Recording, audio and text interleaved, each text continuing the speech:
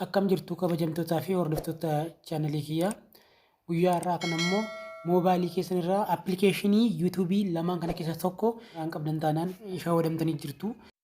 Inni kanatti aansinee immoo faayidaawwan aappota kanaa ilaallu.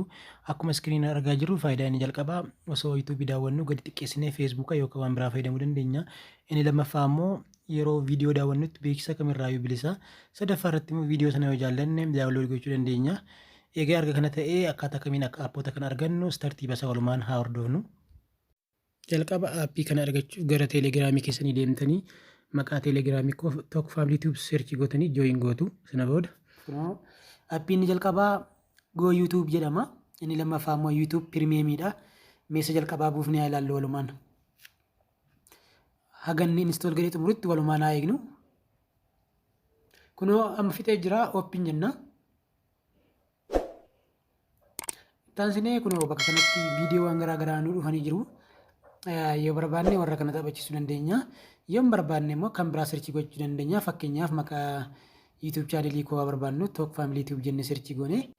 Gara viidiyoo koo deemnee daawunloodii goones walumaan haa daawwannu.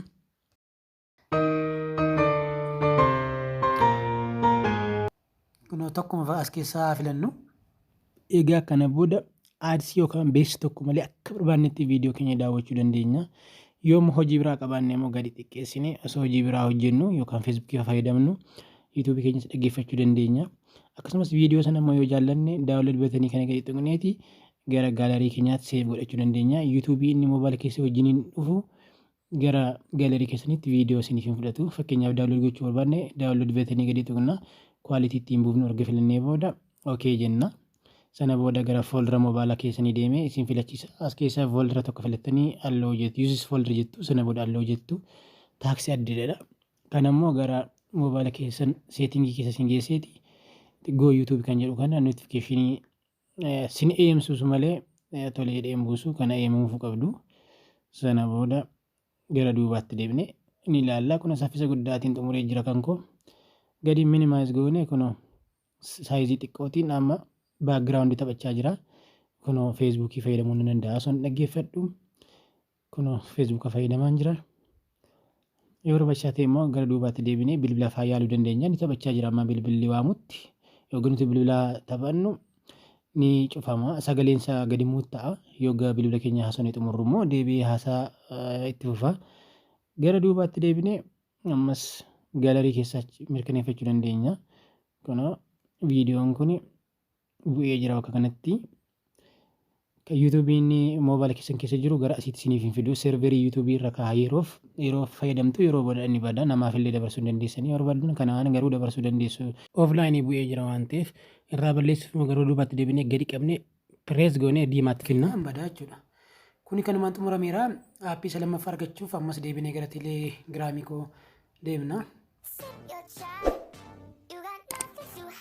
Kunoo bakka kanatti akkuma isa jalqabaa Talk Family Tube jennee barbaanne isa lammaffaa kana YouTube jennu gadi goonee install goona.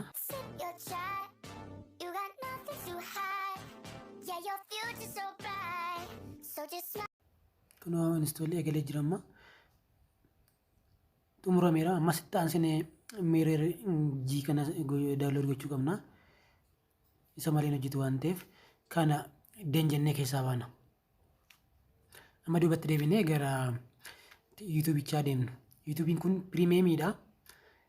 Baakgiraawundii taphachiisuu dandeessu. Akkasumas aadsiin qabu. Daawunloodii godha garuu gaalarii keessan galchuu bakka yuutuubiin warra kaa'aa jechuudha. Fakkeenyaaf Ingiliffaa kana gadi filannee minimaayiz goone keessaa yoo baane bakka kanatti baakgiraawundii taphachiisuu dandeenya jechuudha. Akkuma asirraa argaa jirru kan amma mi'a taphatume. Speaking. What's up? Why haven't you answered the phone? My bad. I had chores to do. That's all. Faayidaan biraa appilikeeshinii kun qabu immoo iskiriinii moobaayilaa keenyaa gurraachessinee yookaan immoo loogoonii akkuma asirraa dhagaa jiru kana viidiyoo dhaggeeffachuu dandeenya jechuudha.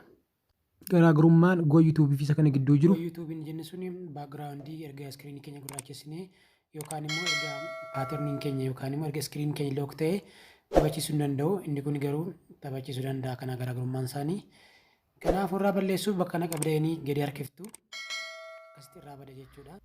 barumsa guddaa irraa akka argattan abdii guddaa waan qabuuf please don't forget to subscribe gochuun irraanfatina. Akkasumas illee hiriyoota keessan biraan share gochuun gahaa.